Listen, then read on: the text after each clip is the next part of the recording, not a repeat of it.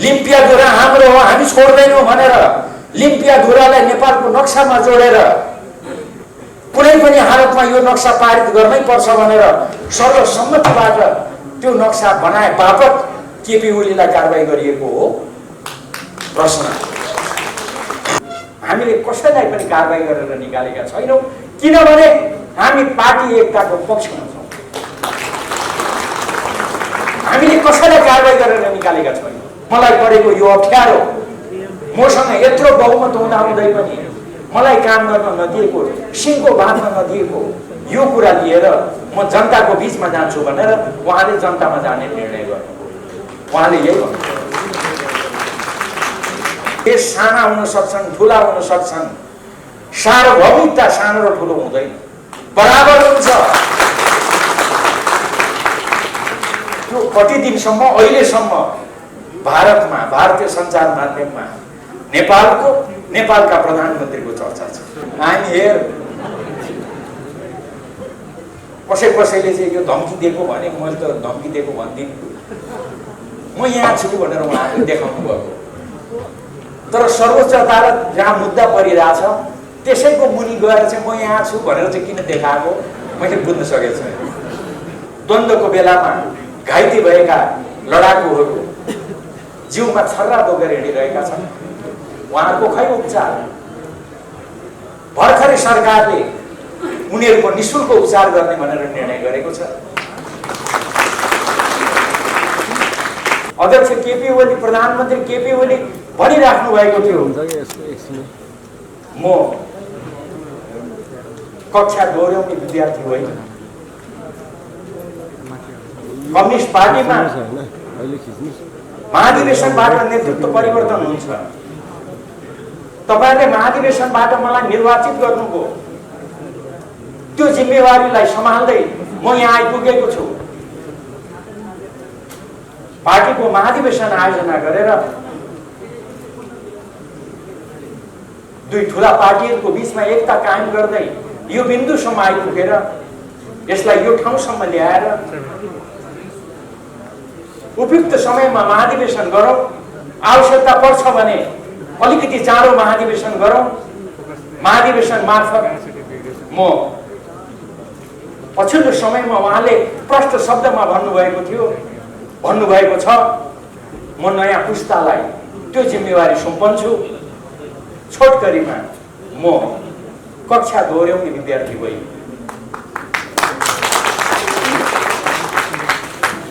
Party महाधिवेशन मार्फत नेतृत्व सुम्पने नयाँ पुस्तालाई अनि निर्वाचन मार्फत जनताको जनादेशको आधारमा नयाँ सक्षम व्यक्तित्वलाई प्रधानमन्त्री पद सुम्पने उद्घोषणका साथ प्रधानमन्त्री पार्टी अध्यक्ष केपी ओली अगाडि बढिरहेको बेलामा यस्तो स्थिति उत्पन्न किन गर्यो? किन यो ठाउँमा हामी आइपुग्नु बाध्य भयो? प्रश्न भनेको यो प्रश्नको जवाब आउने दिनहरूमा हामी पाउँदै जानेछौँ। मलाई आश्चर्य लाग्यो, मैले अहिलेसम्म पत्याएको छैन। आफ्नो पार्टी अध्यक्ष महाधिवेशन चाँडो सम्पन्न गरेर नयाँ पुस्तालाई नेतृत्व सुम्पने उद्घोषण गर्नुभएका अध्यक्ष, नयाँ जनादेशबाट नयाँ नेतृत्वलाई प्रधानमन्त्री पद सुम्पने उद्घोषण गरेका प्रधानमन्त्री केपी ओली, उहाँलाई किन यो अवरोध, किन यी अप्ठ्याराहरू उहाँको बाटोमा तेर्स्याइन्छन्? आदि प्रश्नहरू उठिरहेको बेलामा अस्ति सञ्चार माध्यमले एउटा समाचार प्रकाशनमा ल्यायो, उद्घाटित गर्यो।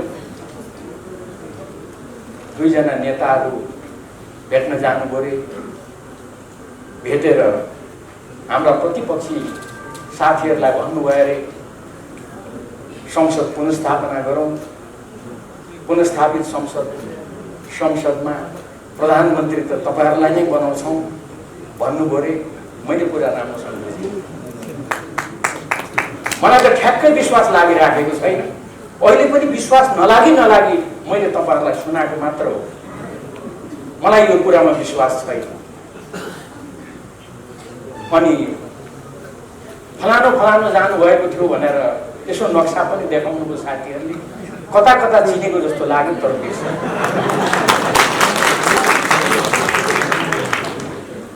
यो कुराहरू भन्न पनि त्यति आनन्द लाग्दैन, मन लाग्दैन। तर मैले नपत्याइ हो कि होइन यसतर्फ यहाँले ध्यान दिइदिनुहोस् न भनेर सम्म मैले यहाँहरु समक्ष यो कोट्याउँदै यो कुरा राखेको। केपी ओलीलाई अस्वीकार गरेर गर्न खोजेको के हो? देशले त्यसको जवाब खोजिरहेको छ। मेची महाकाली पार्टी कार्यकर्ता पङ्क्तिले त्यसको जवाब खोजिरहेको छ। त्यसको जवाब चाँडै हामी पाउनेछौँ भन्ने मलाई विश्वास छ। आज योभन्दा बढी अहिले म अरू धेरै कुरा राख्न चाहन्छु। वास्तवमा अहिले यति बेला नेकपा हाम्रा अध्यक्ष कमरेड केपी ओलीको नेतृत्व अगाडि बढिरहेको छ। हामीले भनेका छौँ त्यसबाट देखिन्छ हामी को हौं, हाम्रो चाहना के हो। हाम्रो पार्टीको अध्यक्ष, हाम्रो नेकपा पार्टीको अध्यक्ष कमरेड केपी ओली, त्यसका महासचिव कमरेड विष्णु पौडेल हुनुहुन्छ। मैले यो नाम लिनुको विशेष कारण छ। हाम्रा दोस्रा अध्यक्ष कमरेड पुष्पकमल दाहाल प्रचण्ड हुनुहुन्छ, अहिले पनि हुनुहुन्छ। त्यसका वरिष्ठ नेताहरू कमरेड झलनाथ खनाल, माधव नेपाल, हामीले कसैलाई पनि कारबाही गरेर निकालेका छैनौं, किनभने हामी पार्टी एकताको पक्षमा छौं। हामीले कसैलाई कारबाही गरेर निकालेका छैनौं। तर मैले नाम बिर्सेँ, हाम्रा केही साथीहरू त कारबाही गर्दै केपी कमरेडलाई कारबाही गरेर आफै अध्यक्ष हुनुभयो रे। को अध्यक्ष हुनुको नाम बिर्सेँ।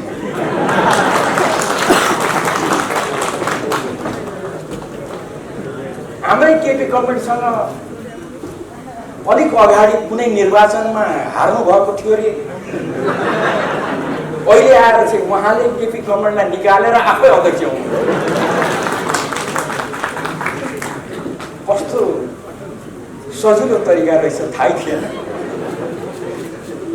म धेरै यसतर्फ जान चाहन्छु। मलाई पत्यार नलागी तर अस्ति निर्वाचन आयोगमा पुगेपछि भने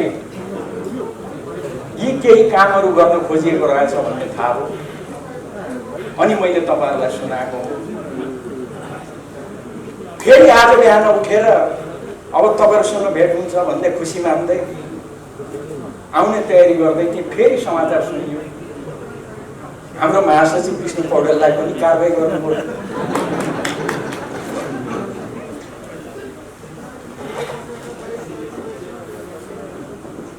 यो सबै त बुझियो। अध्यक्ष कमरेडलाई निकालेर आफै बन्नु भएछ, महासचिवलाई निकालेर अब आफै बन्ने हुनु होला। अब त्यसमा पनि खोइ 5-10 जनै लाग्नु भएको छ रे। महासचिव कसलाई बनाउनुहुन्छ थाहा छैन।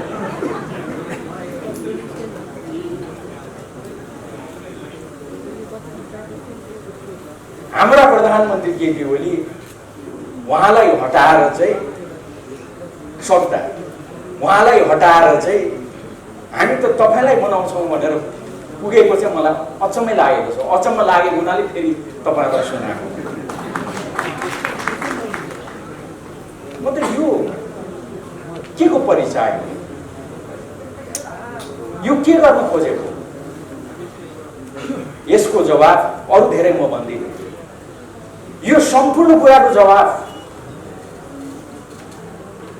साथीभाइहरूले, तपाईँ हामी सबैले जनतालाई दिनुपर्छ। मेची महाकालीमा हामीलाई पर्खिएर बसेका पार्टीपन्थीलाई दिनुपर्छ। अहिले अरू धेरै म यस बारेमा टिप्पणी गर्न चाहन्छु। कमरेडहरू, अहिले धेरै घटनाक्रमहरू बढिरहेका छन्। निर्वाचन आयोगमा आधिकारिकताको विषय उठिरहेको छ, छलफल भइरहेको छ। सम्मानित सर्वोच्च अदालतमा विघटन सम्बन्धी मुद्दा छलफल भइरहेको छ। थुप्रै प्रश्नहरू छन्। यो केपी ओलीको सरकारले विकासका केही पनि काम गरेन, सिंहको भाँचेन भनेर केही साथीहरूले केही विषयहरू उठाइराख्नु भएको छ। अनि यही क्रममा पार्टी अध्यक्ष केपी ओलीलाई हामीले कारबाही गर्यौं भनेर पनि प्रश्न उठाइराख्नु भएको छ। यो के हो? यसको बारेमा म थोरै समय यहाँको लिन चाहन्छु। हाम्रा प्रमुख अतिथि कमरेड केपी ओली आइराख्नु भएको छ। उहाँ आइसक्नुभन्दा अगाडि यस बारेमा म केही चर्चा गर्न चाहन्छु। कमरेडहरू, वास्तवमा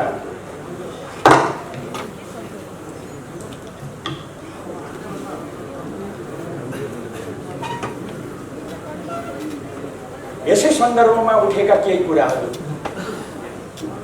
उदाहरणको लागि प्रत्येक विषयमा विवाद उठाउने, जनतालाई निराश बनाउने, पार्टीपन्थीलाई निराश बनाउने खालका कामहरू अहिले भएका छन्। उदाहरणको लागि प्रधानमन्त्री केपी ओलीले संसद विघटनको सिफारिस गर्नुभयो,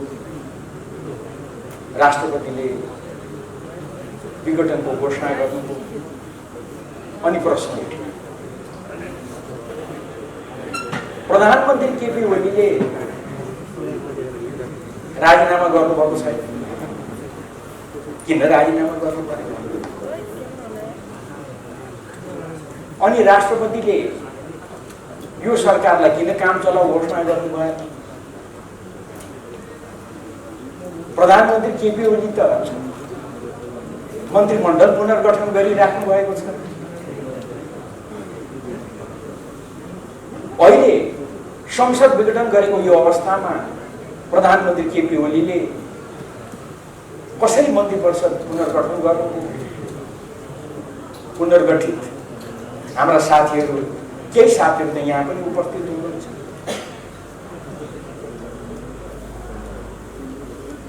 यस्ता प्रश्नहरू मैले उठाइराखेको पाएँ। म तपाईहरुलाई प्रष्ट शब्दमा भन्न चाहन्छु, हाम्रो अहिलेको संविधानमा यस सम्बन्धमा प्रष्ट एउटा व्यवस्था राखिएको छ। यस बारेमा पनि मुद्दा परेको छ। सर्वोच्च अदालतको यो विचाराधीन छ। त्यसैले यसको धेरै कुराहरू म गर्न चाहन्छु, तर एउटा पक्ष तपाईको अगाडि म राख्न चाहन्छु। यो एकदमै स्वाभाविक कुरा हो। हाम्रो संविधानको धारा 77 ले प्रधानमन्त्री रिक्त कति बेला हुन्छन् भनेर लेखेको छ। प्रधानमन्त्री प्रतिनिधि सभाको सदस्य नरहेमा, उहाँले लिखित राजीनामा दिएमा, विश्वासको मत प्राप्त गर्न नसकेमा आदि प्रष्ट शब्दमा लेखेको छ। र 77 को दिनमा लगेर संविधानले के भनेको छ भन्दा यसरी पदरिक्त हुन पुगेकोमा अथवा यस्तो अवस्थामा त्यस्तो प्रधानमन्त्री अर्को मन्त्री परिषद गठन नभएसम्म सोही मन्त्री परिषदले आफ्नो कार्य सञ्चालन गर्छ। अर्थात् घोषणा भएको निर्वाचन सम्पन्न भएपछि जुन अर्को प्रधानमन्त्री आउँछन् त्यतिन्जेलसम्म यही मन्त्री परिषदले काम गर्छ भनेर, कार्य सञ्चालन गर्छ भनेर हाम्रो संविधानमै प्रष्ट शब्दमा लेखिएको छ। अब यस्तो अवस्थामा यो प्रश्न किन उठाइएको छ मैले बुझेको छैन। म अलिक लाटो नै छु, धेरै बुझ्दिनँ। अनि त्यति मात्रै होइन, राष्ट्रपतिलाई तानेर राष्ट्रपतिले किन यो नगरेको, यो ढङ्गले चर्चा गर्ने प्रयासहरू पनि भएका छन्। त्यसैले यति मात्रै भनेर संविधान बमोजिम यो सरकार अहिले कार्यरत छ, कार्य सञ्चालन गरिरहेको छ। यो सरकारले सबै कुरा गर्न सक्छ। एउटा सरकारले गर्न पाउने सबै काम यो सरकारले गर्न पाउँछ। जुन दिन निर्वाचन आयोगले आचार संहिता घोषणा गर्छ त्यति बेला आचार संहिताले कतिपय कामहरू रोक लगाउँछ। आचार संहिता घोषणा नगरिन्जेल भने यो सरकारले फुल फ्लेज रूपमा यसले काम गर्न पाउँछ। मैले साथीहरूको तरिका बुझेको छैन। एउटा म अलिक आश्चर्य मानिरहेको छु। मैले अघि पनि भने यही बिचमा निर्वाचन आयोग गएर हाम्रा केही साथीहरू, मैले नाम पनि बिर्सेँ, अनुहार पनि बिर्सेँ, तर साह्रै 24 घण्टा देखेको भेटेको प्रिय साथीहरू जस्तो लाग्छ। उहाँहरू गएर निर्वाचन आयोगलाई भन्नुभएछ निर्वाचन आयोगले यो किन कामहरू गरेको, त्यो कामहरू गर्ने सिलसिलामा निर्वाचन आयोग सायद आचार संहिता पनि कुनै पनि बेलामा घोषणा गर्ने अवस्थामा हो। एकातिर साथीहरू केही पनि नगर भन्नुहुन्छ, अर्कोतिर यो सरकारले किन काम गर्यो पनि भन्नुहुन्छ। निर्वाचन आयोगले आचार संहिता घोषणा गरिसक्दा त सायद उहाँहरूले भन्न पाउनुहुन्छ अब आचार संहिता घोषणा भयो, यो सरकारले केही पनि गर्न पाउँदैन भन्न पाउनुहुन्थ्यो होला। आफै निर्वाचन आयोगलाई गएर केही पनि काम नगर भन्नुहुन्छ, फेरि यो काम चलाउ सरकार किन यो काम गरेको पनि भन्नुहुन्छ। त्यसैले किन साथीहरू अलिक कन्फ्युज जस्तो, किन अन्यलमा परेको जस्तो, म यसको बारेमा अरू धेरै टिप्पणी गर्न चाहन्छु। आदरणीय मित्रहरू, यही बेलामा देखिहाल्नुभयो तपाईँहरूले संवैधानिक इजलास हो कि बृहत इजलास भन्ने पनि विवाद भयो। हिजो मात्रै आएर टुङ्गियो। मलाई यही आश्चर्य लागिरहेको छ।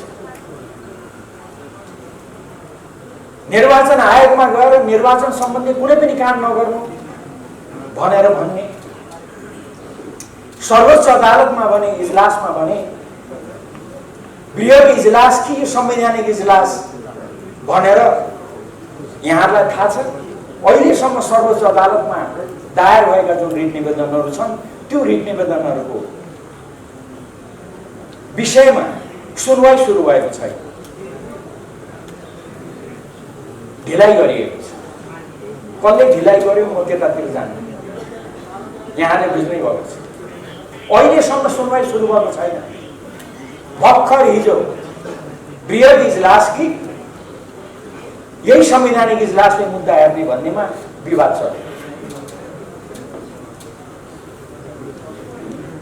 सामान्य मुद्दा दायर गर्दा थोरै पैसा लाग्छ, संवैधानिक इजलासमा मुद्दा अगाडि बढ्दा 5000 रुपियाँ लाग्छ।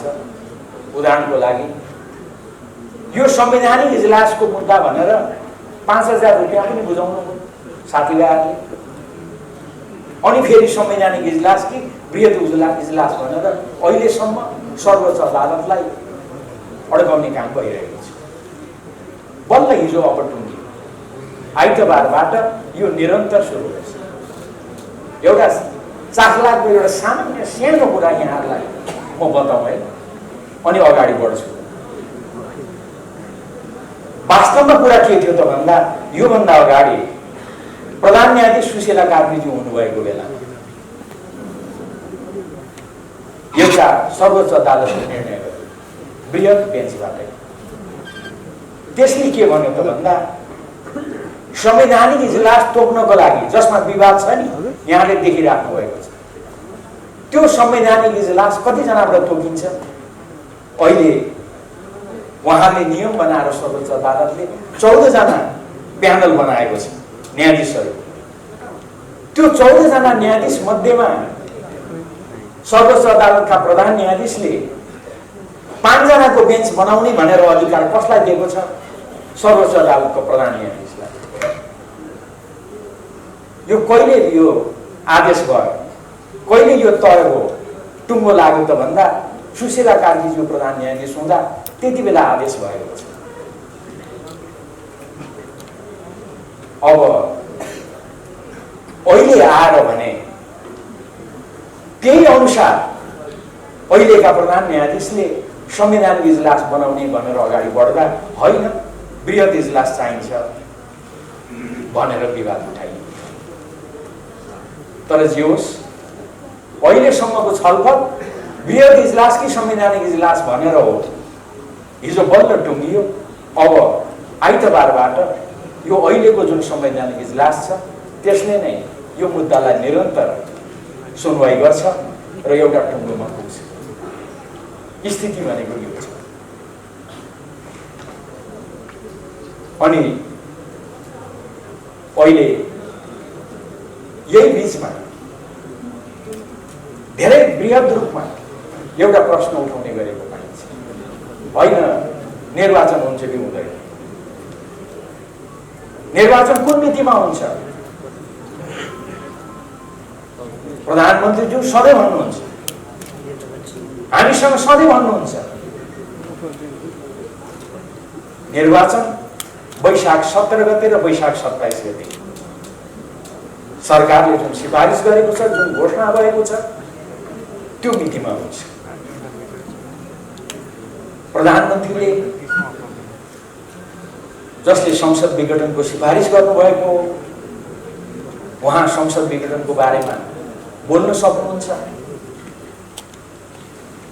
मैले सर्वोच्च अदालतमा विचाराधीन मुद्दाको सन्दर्भको कुरा गरेको, किनभने म भनिराखेको छु, अहिले पनि भन्छु, यो कुरा सर्वोच्च अदालतमा विचाराधीन भएको हुनाले मेरो यसमा धेरै भन्नु छैन है भन्ने गरेको छु। तर प्रधानमन्त्रीलाई यो कुरा लाग्दैन, किनभने प्रधानमन्त्री स्वयंले संसद विघटनको सिफारिस गर्नुभयो। उहाँले भन्न पाउनुहुन्छ, भन्न सक्नुहुन्छ मैले यो कारणले संसद विघटन गरेको। अब के ठिक हो सर्वोच्च अदालतले निर्णय गर्छ। तर मैले यहाँ जोड दिन खोजेको वैशाख 17 गते र वैशाख 27 गते निर्वाचन हुन्छ कि हुँदैन भन्ने कुरामा वैशाख 17 र 27 गते निर्वाचन हुँदैन, यो सरकारले गर्दैन भन्ने भ्रम फैलाएर सर्वोच्च अदालतलाई अनावश्यक दबाब दिने प्रयास भएको छ भन्ने विज्ञहरूको टिप्पणी छ। मेरो आरोप हो, यो मेरो भनाइ हो, तर विज्ञहरूको टिप्पणी छ। निर्वाचन नै हुँदैन, तोकिएको मितिमा निर्वाचन गर्दैन जस्ता भ्रमहरू फैलाएर सर्वोच्च अदालतलाई अनावश्यक दबाब दिने, नहुने निर्वाचनको सम्बन्धमा श्रीमान किन अगाडि बढ्ने जस्ता कुराहरू गर्न खोजिएको छ भन्ने कुरा उठेको छ। म अरू यसबारेमा थप्न चाहन्छु।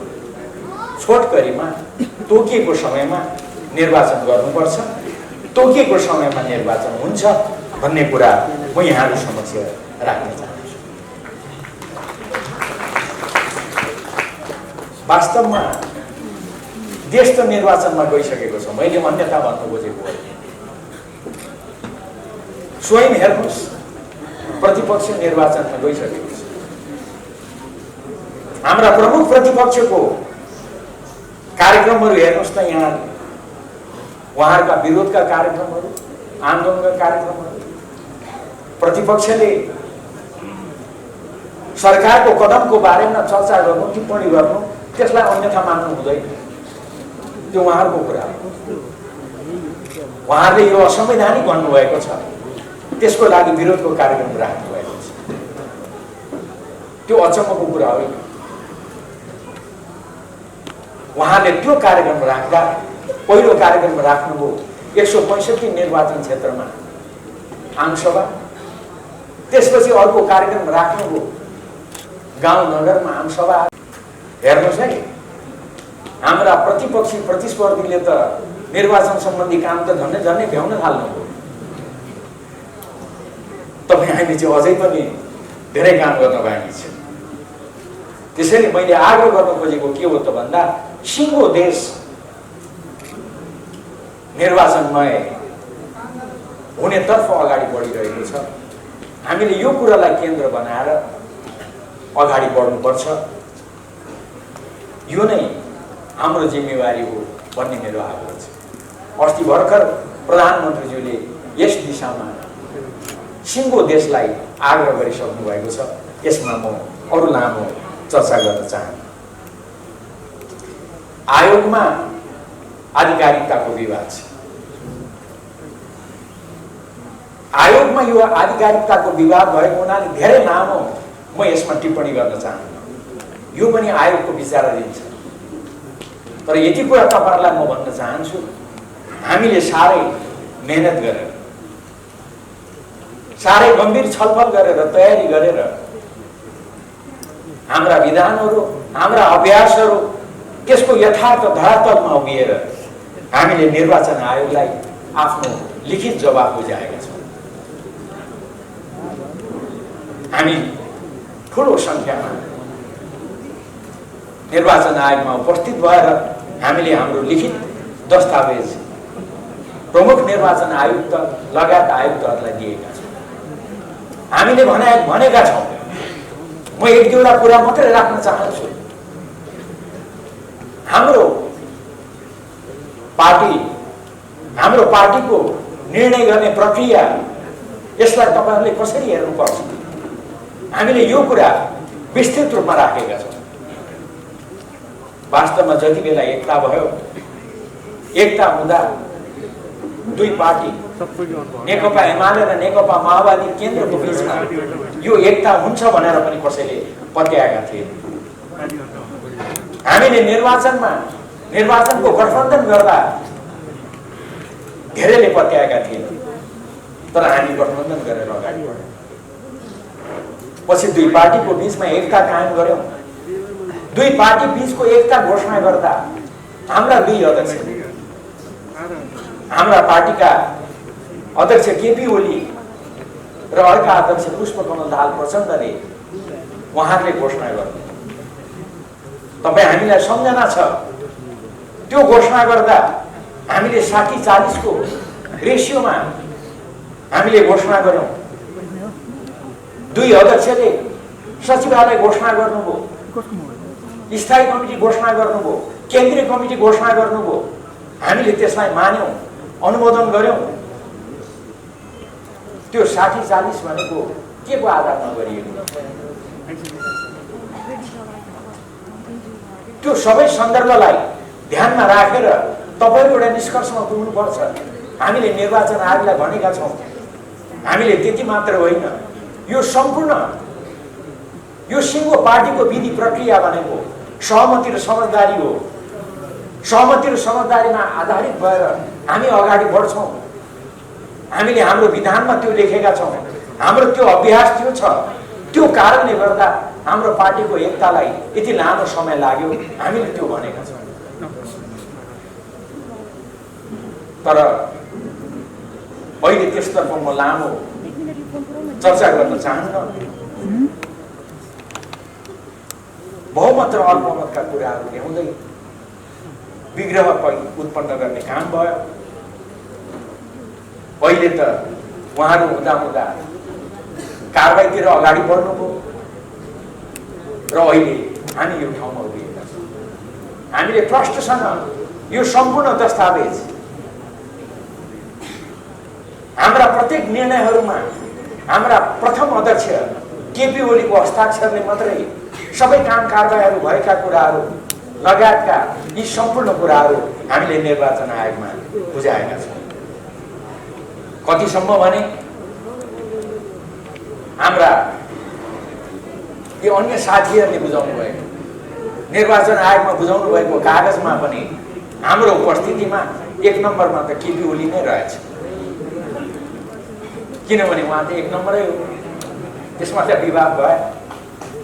उहाँले बुझाएको कागजमा पनि 1 नम्बरमा केपी ओली छ। अनि मैले अन्यथा उहाँहरूलाई जिस्काउन खोजेको होइन, महासचिव त रहँदै रहेछ। उहाँले बुझाएको कागजमा महासचिव त छँदै रहेनछ। अचम्म होइन, अब छैन, छँदै छैन त कहाँबाट ल्याउने। त्यसैले हाम्रो भनाइ छ प्रथम अध्यक्ष केपी ओली, महासचिव विष्णु पौडेल जहाँ छ त्यहीँनिर पार्टी छ।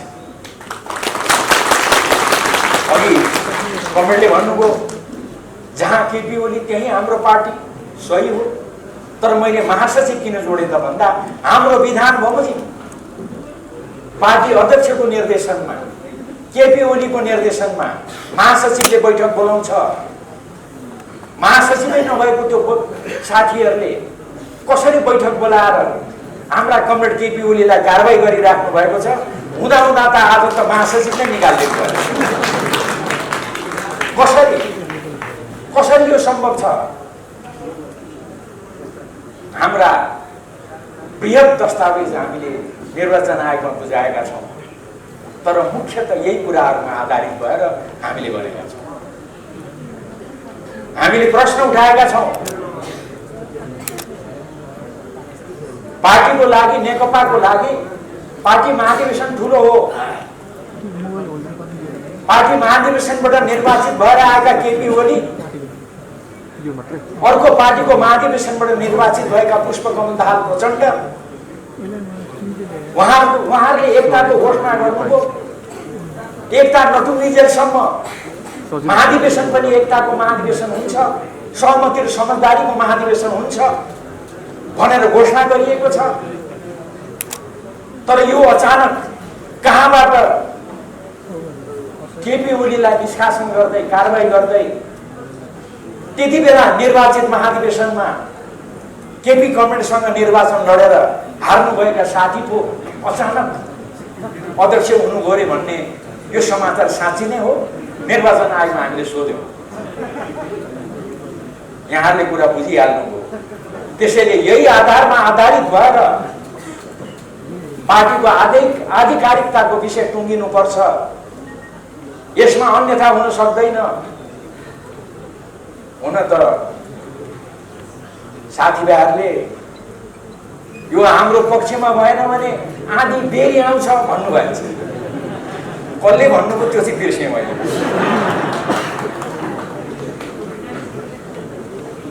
त्यसैले हामी त प्रश्न छौँ, हामी आधी बेरी आउँछौँ भन्दैनौँ।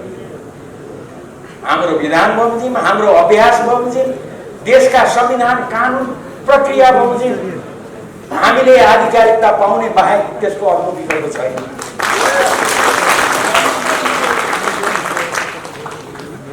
यही विश्वासका साथ कमेन्टहरू अगाडि बढ्नुहोस्।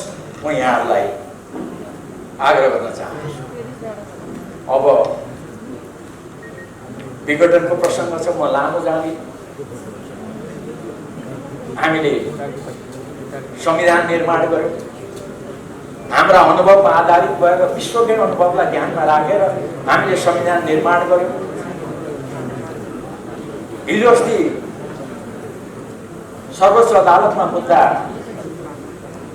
परिसके पछाडि साथीहरूले, मलाई पनि खुब मन पराउने साथीहरूले माया गरेर मैले बोलेको पनि भाइरल बनाइदिनु भएको छ। उहाँहरूलाई मैले धन्यवादै दिन पाएको छैन। म उहाँहरूलाई धन्यवाद दिन्छु। अहिले यस बारेमा अरू टिप्पणी गर्दिनँ। मैले त्यति बेला भने पनि साथीहरूले यसको बारेमा चासो राखेर मलाई सोधेको भए त मै भनिदिन्थेँ। 2076 साल श्रावण 4 गते संसदले मेरै पहलमा आयोजना गरेको धुलिखेलको संसदीय मामला पत्रकार समाजको कार्यक्रममा पत्रकारहरूलाई प्रशिक्षित गर्ने सिलसिलामा मैले संविधान बारेमा बोलेका कुराहरू त्यहाँ छन्। ती कुराहरू मैले बोलेका कुराहरू त्यहाँनिर राखिएका छन्। तर अहिले प्रसङ्ग अर्को छ। त्यो के हो त भन्दा सम्मानीय प्रधानमन्त्रीज्यूले केही विषयहरू उठाएर उहाँले संसद विघटन गर्नु।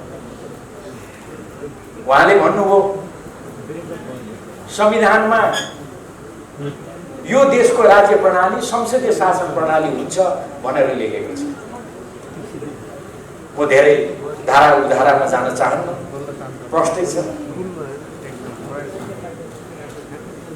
त्यो संसदीय प्रणाली भनेको के हो? प्रधानमन्त्रीज्यूको लिखित जवाफमा पनि त्यो व्याख्या गरिएको छ। उहाँले भन्दा पनि हामीलाई त्यही भन्नुहुन्छ।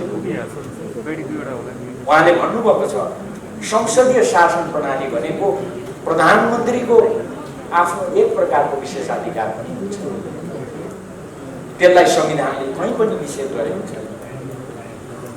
यो अवस्थामा 2/3 बहुमत भन्ने, 2/3 बहुमतले काम गरेन भनेर आरोप लगाउने, तर मलाई भने सिंहको बाँध्न नदिने, यो अवस्थामा मैले कहाँ जाने? मलाई देखाइदिनु पर्यो। प्रधानमन्त्रीजीको यो प्रश्न छ। प्रधानमन्त्रीजीले यही कुरा भन्दै हामीलाई उहाँले आफ्नो लिखित जवाफमा मैले यो कुराको जवाफ दिनको लागि कुनै पनि देशमा र यो देशमा पनि सबैभन्दा सक्षम भनेको जनता हो। लोकतन्त्रमा जनता नै सबैभन्दा निर्णायक हुन्। त्यसैले मलाई परेको यो अप्ठ्यारो, मसँग यत्रो बहुमत हुँदाहुँदै पनि मलाई काम गर्न नदिएको, सिंहको बाँध्न नदिएको यो कुरा लिएर म जनताको बीचमा जान्छु भनेर उहाँले जनतामा जाने निर्णय गर्नुभयो। उहाँले यही भन्नुभयो। अब जनतामा जाने निर्णय गर्नु बेठिक हो, जनतामा जानु बेठिक हो भनेर कसैले भन्नुहुन्छ भने अब त्यसको बारेमा अहिले म धेरै चर्चा गर्दिनँ। अब चुनाव हुँदा जनताले फैसला गर्नु। जनतामा जान्छु भन्नेलाई जिताउने कि जनतामा जानु हुँदैन भन्नेलाई जिताउने, त्यो त जनताको निर्णयको कुरा हो। अहिले यस बारेमा धेरै चर्चा गर्दिनँ। त्यसैले अहिले यी प्रश्नहरू छन्। यो प्रश्नहरूको बारेमा सम्मानित सर्वोच्च अदालतमा विचाराधीन छ यो विषय। त्यसैले यो विषयमा म अहिले बोल्दिनँ है। यो विषयमा सर्वोच्च अदालतले फैसला गरेको भोलिपल्ट मात्रै बोल्छु है भनेर मैले भनेको त्यसमा म कायम छु। म मौन होइन, मैले यति कुरा बोलेको छु। त्यसैले सम्मानित सर्वोच्च अदालतले यस बारेमा अब चाँडै निर्णय गर्ला। त्यो निर्णय अनुसार हामी सबैले अगाडि बढ्नुपर्छ भन्ने कुरा विवादै छ। म यसमा यति मात्रै चर्चा गर्न चाहन्छु। वास्तवमा संविधानमा एउटा कुरा अर्को पनि प्रश्न छ। त्यो के हो त भन्दा सर्वोच्च अदालतमा विचाराधीन यस्ता विषयहरूमा संसदमा पनि छलफल हुँदैन। संसदमा समेत पनि छलफल गर्न पाइँदैन, संविधानमा लेखेको छ। तर मैले यसो देखेँ, सञ्चार माध्यमका साथीहरूलाई धन्यवाद।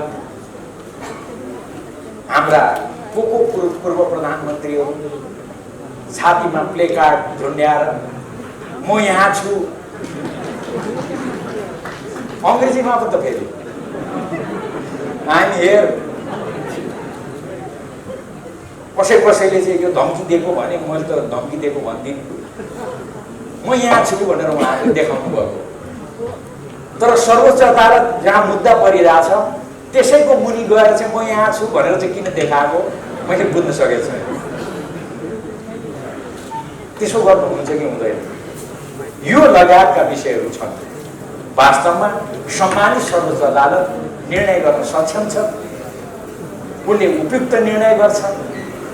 सम्मानित सर्वोच्च अदालतलाई नकारात्मक सकारात्मक कुनै पनि प्रकारको दबाब दिनु हुँदैन। यो कुरा राखेर यो विषयलाई अरू धेरै म चर्चा गर्न चाहन्छु। अब एउटा म अन्तिमतिर जाँदैछु। होइन, यो पार्टीले, यो सरकारले के उपलब्धि गर्यो? थुप्रै कामहरू गरेका छन्। म त्यसतर्फ सबै अहिले चर्चा गर्न चाहन्छु। कतिपय कुराहरू छन्, उदाहरणको लागि भर्खरै हिजो अस्ति भएका कुराहरू, एसिड आक्रमणको कुरालाई दण्डित गर्ने सम्बन्धी कानुन, रेपमा मिलापत्रहरू भइरहेका छन्, त्यसले रेपलाई बढावा दिइरहेको छ, महिला हिंसा बढेको छ, त्यसबारेमा मिलापत्र गर्न पाइँदैन भन्ने कानुन। त्यसै गरेर प्रधानमन्त्रीज्यूको उहाँको मन्तव्यमा पनि आएको थियो, द्वन्द्वको बेलामा घाइते भएका लडाकुहरू जिउमा छर्रा बोकेर हिँडिरहेका छन्, उहाँहरूको खै उपचार? भर्खरै सरकारले उनीहरूको निःशुल्क उपचार गर्ने भनेर निर्णय गरेको छ। ती लडाकुहरू जसले त्यत्रो योगदान दिए सङ्घीय लोकतान्त्रिक गणतन्त्र स्थापित गर्नको लागि, उनीहरूलाई अहिलेसम्म राज्यले किन सम्मान गर्दैन? त्यसैले केपी ओली प्रधानमन्त्रीले हामीसँग सल्लाह गर्नुभयो, छलफल गर्नुभयो, हामीलाई भन्नुभयो, उहाँले घोषणा गर्नुभयो। अब चाँडै त्यो आउँछ निर्णयमा। सङ्घीय लोकतान्त्रिक गणतन्त्रको स्थापनाको लागि योगदान गर्ने ती लडाकुहरूलाई राज्यको तर्फबाट सम्मान दिने घोषणा सरकारले गर्दैछ। भर्खरै भएका कामहरू, पहिलाका थुप्रै कामहरू त्यतातिर म सबै जान्न चाहन्छु। देशलाई घुसको छाना मुक्त गरेको सानो ठुलो काम, देशलाई फुसको छाना मुक्त बनाउने। त्यसै गरेर घर घरमा बिजुली पुर्याउने कुरा, मेलम्ची अब केही महिनाभित्रमा आइपुग्छ। त्यसपछि सफा पानी घर घरमा पुर्याउने कुरा लगायतका थुप्रै कुराहरू, देश दुरुपयोगमा प्रवेश गरेका कुराहरू, अनि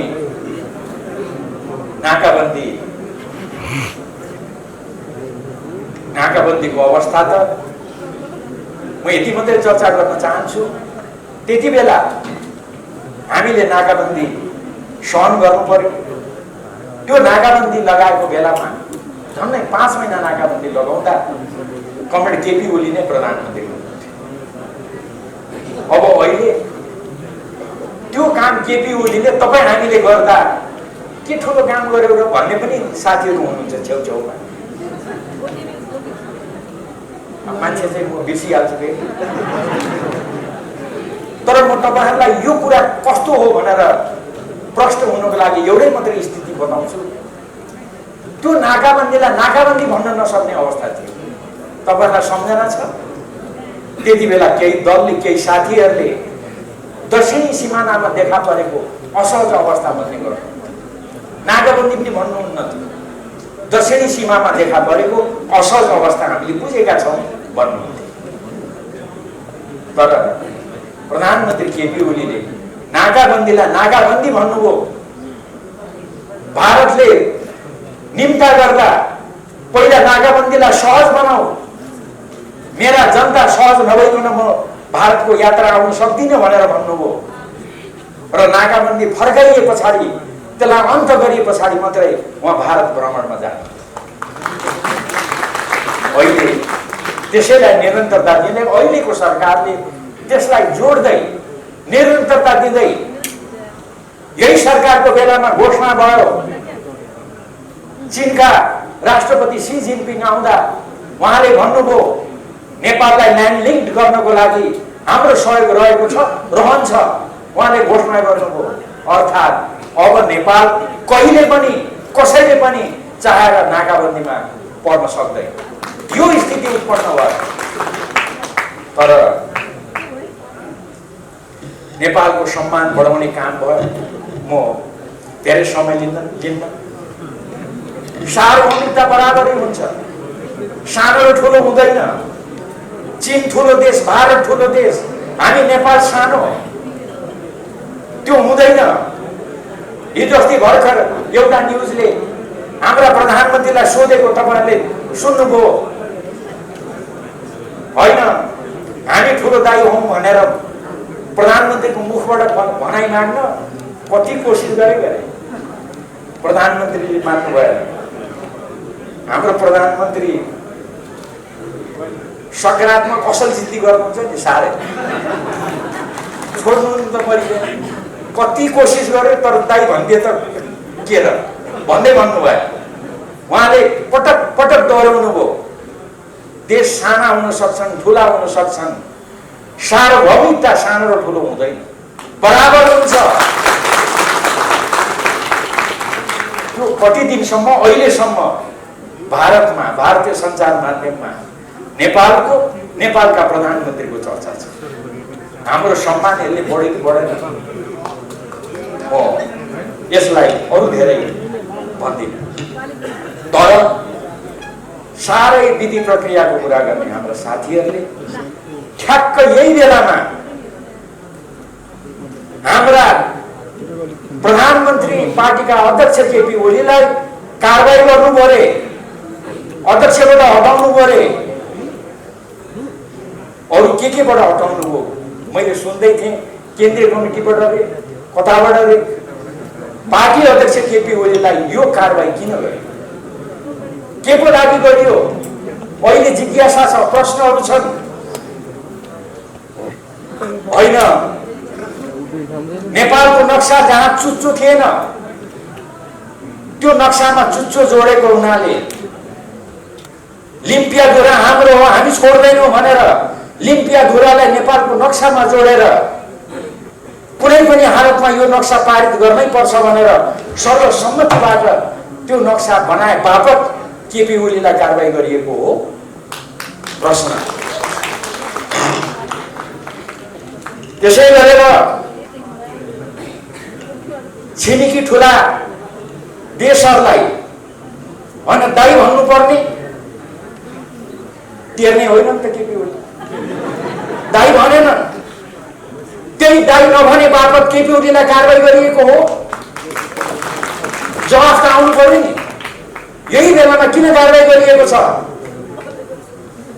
त्यसै गरेर केपी ओलीले भने साना ठुला हुन सक्छौं हामी तर हामी बराबर हौं बराबर सार्वभौमिकता छ त्यसो भने बापत हामी बराबरी छौं भने बापत उहाँलाई कारबाही गरिएको हो प्रश्न अनि ठुला दाइले लगाएको नाकाबन्दी त हो यो नाकाबन्दी पनि होइन यसले त साह्रै आनन्द पायो त भनेर धन्यवाद भनेर केपी ओलीले नभनिकन यो हामी विरुद्धको ज्यादती हो तिमीले यसलाई सहर नबनाइकन तिम्रो देशको भ्रमण आउँदिन भनेर केपी ओलीले भने बापत उहाँलाई कारबाही गरिएको हो प्रश्नका प्रश्न छन् नि त यसको उत्तर त आउनु पर्यो नि अनि कहिले पनि नाकाबन्दी नलाग्ने व्यवस्था गरे बापत केपी ओलीमाथि कारबाही गरिएको हो संक्षेपमा नेपालको आत्मसम्मान बढाए बापत केपी ओलीलाई कारबाही गरिएको हो त यसको उत्तर साथीभाइहरूले दिनुपर्छ अनि नेपाली जनतालाई सपना देखाएर उहाँमाथि खूब आलोचना थियो तर उहाँका सपनाहरू जब विपदामा परिणत हुन थाले अनि त्यसपछि अलिक त्यो आलोचना अलिक मत्थर भयो नेपाली जनतालाई यसरी सपना देखाएर विश्वास जागृत गराउने गराए बापत केपी ओलीलाई अहिले कारबाही गरिएको हो नेकपाले किन कारबाही गर्यो केही साथीहरूले त्यसको उत्तर दिनुपर्ने स्थिति हुन्छ अनि मैले अघि नै भने लडाकुहरूको निशुल्क उपचार लडाकुहरूले संघीय लोकतान्त्रिक गणतन्त्रप्रति गरेको जुन उनीहरूको भूमिका छ त्यसलाई सम्मान गर्छु भने बापत उहाँलाई कारबाही गरिएको के हो यो सम्पूर्ण विषयहरू अहिले उठेका छन्, यसको जवाब आउनुपर्छ। म अब अन्तिममा एसिड रेप इत्यादि मैले भने त्यस बापत कारबाही हो। तर एउटा कुरा चाहिँ म एक दिन अगाडिदेखि प्रष्ट भएको छु है, तपाईँहरूलाई यति कुरा चाहिँ मैले सेयर गर्नुपर्छ। सम्मान्य प्रधानमन्त्रीज्यू, मैले पनि सिद्ध्याउन आँटेँ ठ्याक्कै सम्मान्य प्रधानमन्त्री स्वागत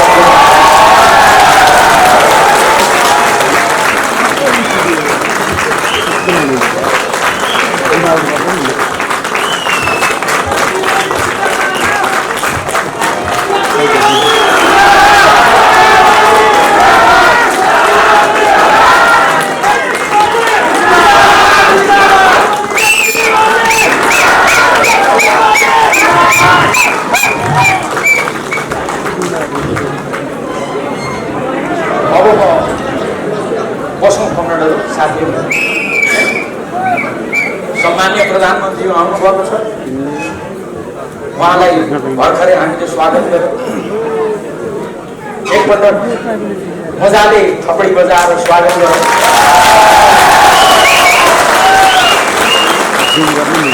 र ठ्याक्कै